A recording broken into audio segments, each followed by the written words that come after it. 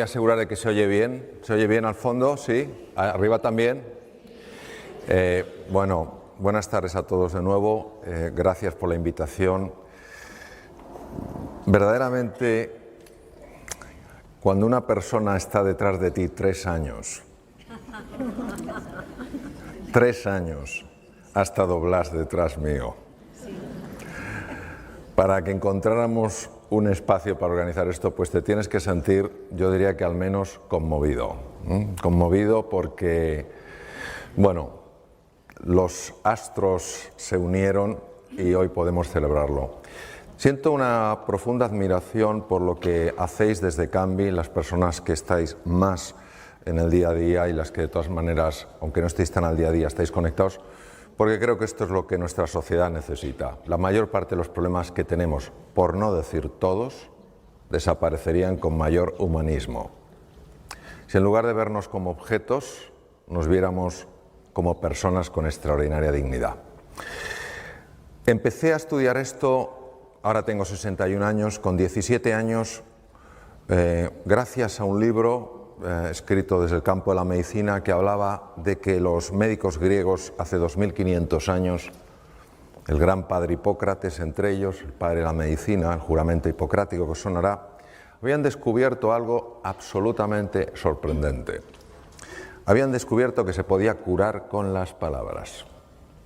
Nosotros que entendemos que las palabras son, bueno, pues cosas para comunicarnos, nos cuesta muchas veces en nuestra ceguera mental darnos cuenta de que las palabras abren o cierran mundos. Los griegos hace 2500 años se dieron cuenta de eso. Se dieron cuenta que la conversación, la interacción entre los seres humanos abría espacios de curación física. En aquella época esto era una auténtica proeza, porque imaginaros lo poco desarrollada que estaba la medicina, la cirugía, y que un grupo de personas cayeran en esto, cayeran en la cuenta que verdaderamente la conversación podía tener tal impacto en la salud, es algo verdaderamente notorio. Movido por esto empecé a estudiar este fenómeno, empecé a buscar información que conectara la mente y el cuerpo, pero en aquella época no existía nada, no se había publicado nada. Busqué bastante porque todavía la medicina negaba no desde la negación dura y inflexible, sino desde que no se le ocurría que el cuerpo y la mente estuvieran conectados. Pero por fin encontré un artículo norteamericano que hablaba precisamente de esto, de una ciencia que es la psiconeuroendocrinoinmunología, que empezaba a mostrar que los procesos mentales afectaban al sistema inmune, que es el sistema de defensa del cuerpo, todos hemos oído hablar de él, nos defiende frente a bacterias, virus y tumores. Fui tirando del hilo y, bueno, tiré tanto del hilo que hace 12 años yo vi que ya tenía que dar un salto. Ya no podía estar con el nivel de cirugía con el que estaba y con el nivel ya de investigación y temas de esos en el que estaba. Y decidí dejar la cirugía, me reinventé, proceso muy difícil de entrada por el vértigo después de una cirugía de tantos años y una consulta muy grande, pero estoy sumamente agradecido y gracias, entre otras cosas, a ese salir de mi zona de confort, pues hoy tengo la suerte de estar con vosotros y con vosotras. Vamos a hacer un viaje juntos, entonces voy a pedir que pongáis la posición del cuerpo que pondríais para un viaje fascinante. Los que estáis de pie también se puede tener un viaje fascinante de pie, ¿a que sí? Bien. Vamos a hacer un viaje fascinante, obviamente no un viaje hacia afuera, vamos a hacer un viaje hacia adentro, que son los más fascinantes. Porque los de fuera, bueno, es raro que nos... Es difícil... Me ha quedado ahora mejor. Es que yo creo que cuando muevo el cuello voy a tener que estar así. Bueno, los viajes fascinantes, una de las cosas que tienen es la capacidad de sorprendernos, y no hay nada que nos pueda sorprender más que el viaje interior, porque el viaje exterior muchas veces, oye, pues ves cosas y dices, qué bonito, qué edificio, te impresiona, pero yo creo que lo que te sobrecoge es el ser humano, lo que te sobrecoge es la naturaleza, lo que se te sobrecoge de repente es ese atardecer que yo veía desde el aeropuerto de Alicante, ¿no? Eso es lo que te sobrecoge. Bien, a ver, sí. Eso es. Esto es de lo que vamos a hablar, lo tenéis en el programa, vamos a hablar de la magia que hay al otro lado del espejo. Soy muy aficionado a la mitología, mi último libro es un libro sobre la mitología y el despertar humano, y el espejo es el espejo de Narciso.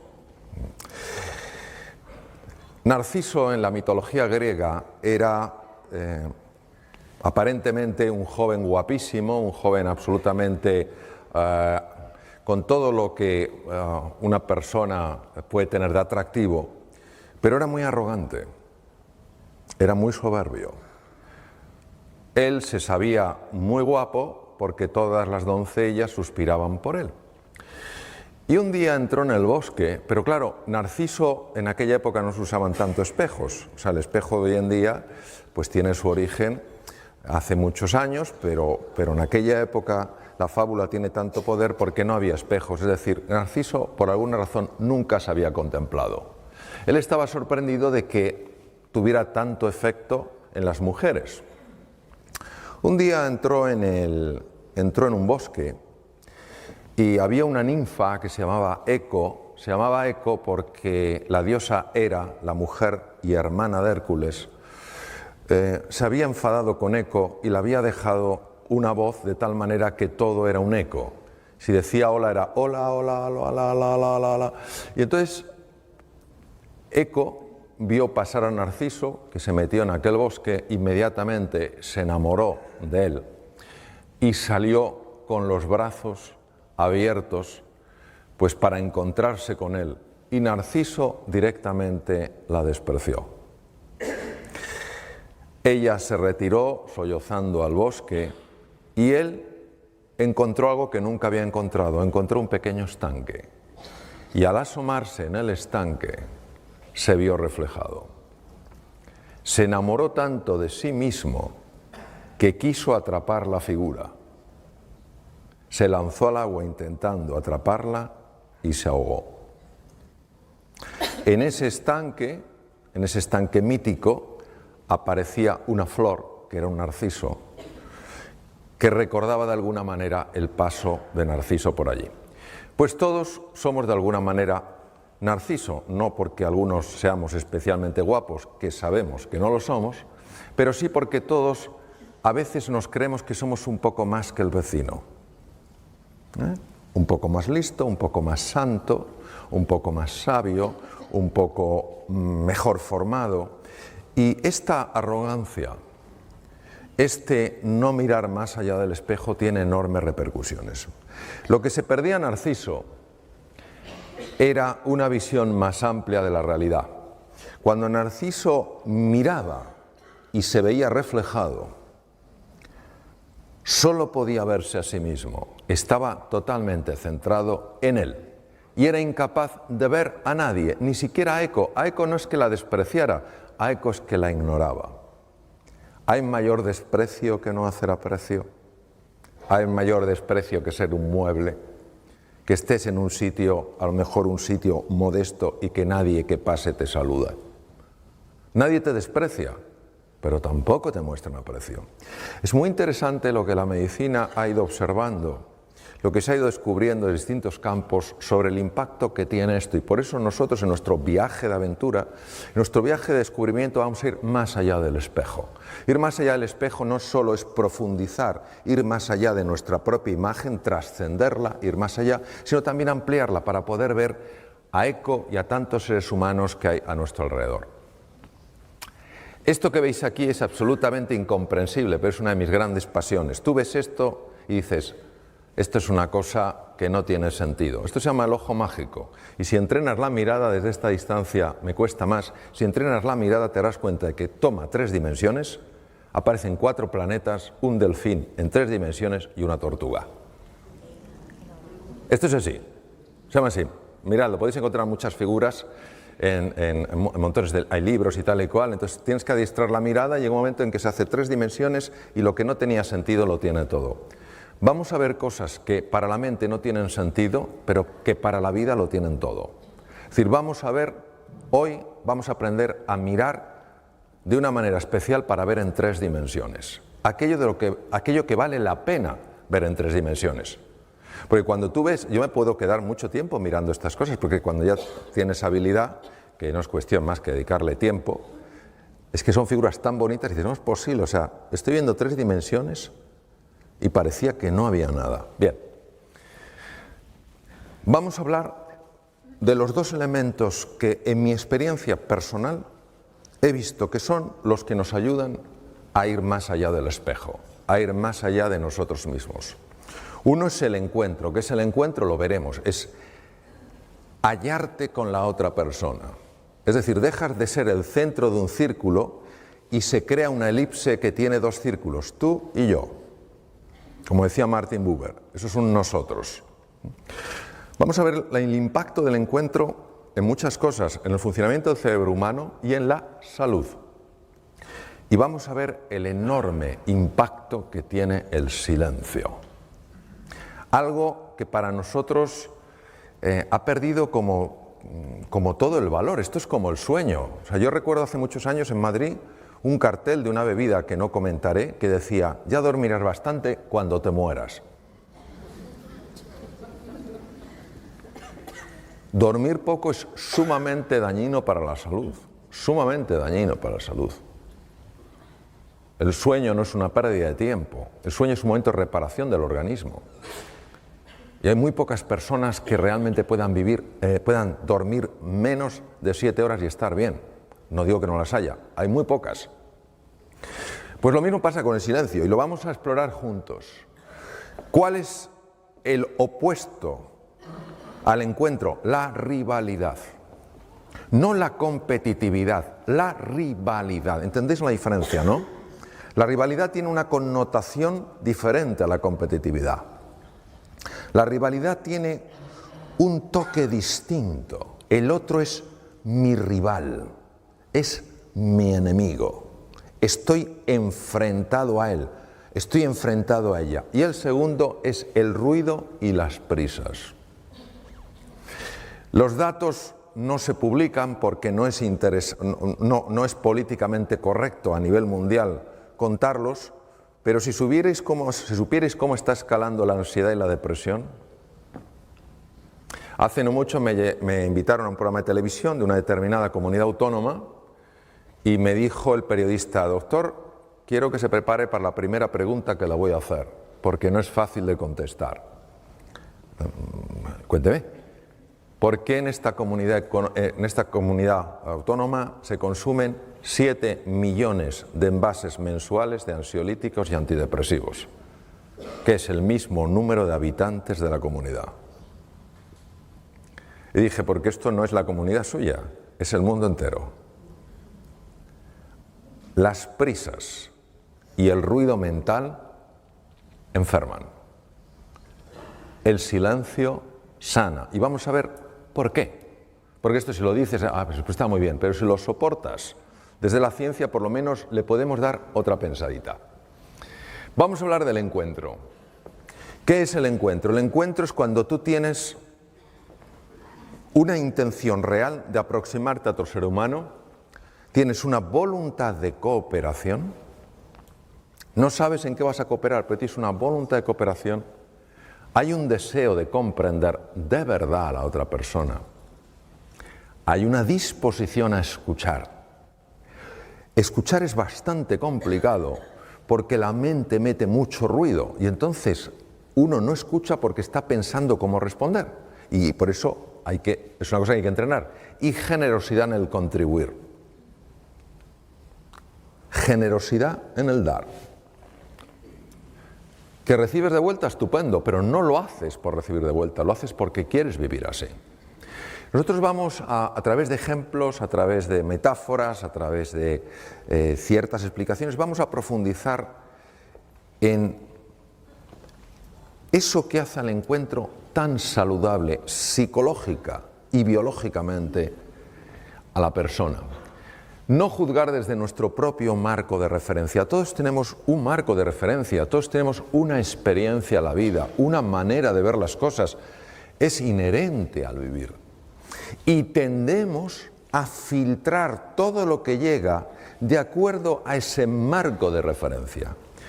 Y os voy a poner un ejemplo contándoos una historia sobre la que luego trabajaremos para que entendamos un poco esto cómo opera. En la antigua Roma hay una historia que dicen que había un senador llamado Casio, que era muy admirado por su sabiduría, por su cultura, por sus conocimientos, y era todavía más admirado desde que hacía poco tiempo, pocos años, se había casado con la mujer más hermosa de toda Roma y además la más rica. Esta mujer además le había dado un hijo varón que sin duda sería su heredero y claro, les parecía que este hombre todo lo hacía bien, era culto, era inteligente, en los debates en el Senado era siempre el que decía la cosa más relevante, se había casado por una mujer por la que suspiraban todos los romanos, encima una mujer con un gran patrimonio, en fin, lo tenía todo. Pero resulta que Casio anuncia que se divorcia de Helena, su mujer. En ese momento, algo pasa en el Senado. Empieza a haber un tumulto, empiezan a comentar entre ellos, empiezan a cuchichear. Y algunos de los que se llamaban sus amigos